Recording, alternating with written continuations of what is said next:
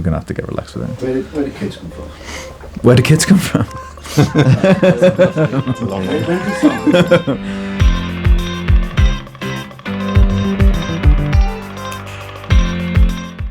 Right, so Kids was actually the first song that I wrote for this set of songs, this album, and it's basically I wanted to bookend the album with songs from when I first met my wife to now, so that both ends of the album have got references to the same subject.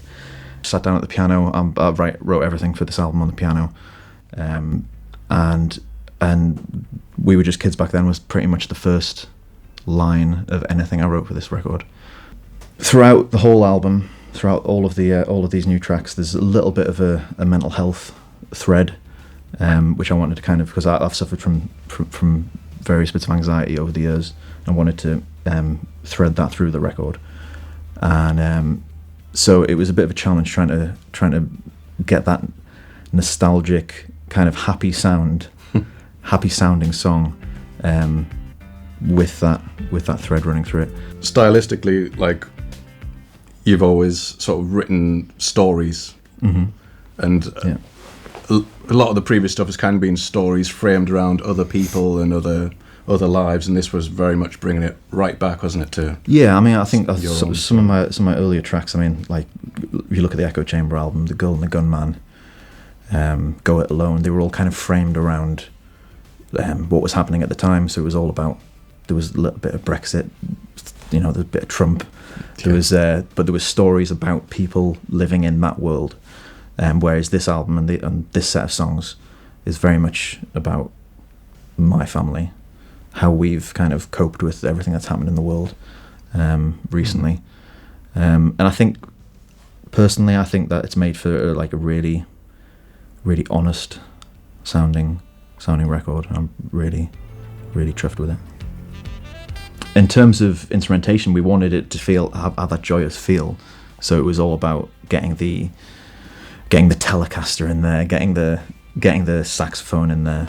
John, who plays sax, he's just got that really gutsy Clarence Clemensy kind of thing that I love. And yeah, but at the same time, obviously, you're referencing people like Springsteen and people like Tom Petty, but at the same time, we wanted it to sound very modern. So we made a lot of use of like drum loops and mashing stuff up through effects, and Yeah, that was a big thing, and like kind of processing stuff. So taking something quite raw, like the raw piano takes of something, and then actually taking that and slicing it and chopping it around and turn it into something it isn't just a tribute to that kind of the earlier stuff. It's kind of bringing those ideas forwards and making it part of what's going on now in terms of the sounds. This is like just the loop.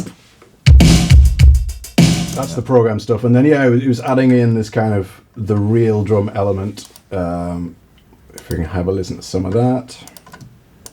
And this was RJ on the kit in the room, bashing away on stuff. Super lively drums. Yeah. There was a lot of cymbal smashing went on this record. Just smash that crash cymbal.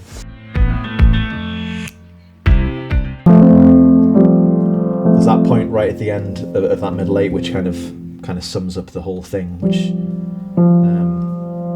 no one tells you that you're down when you look up, or shows you how to grieve for the ones that you love. And no one tells you it's okay to call for backup when you feel like giving up.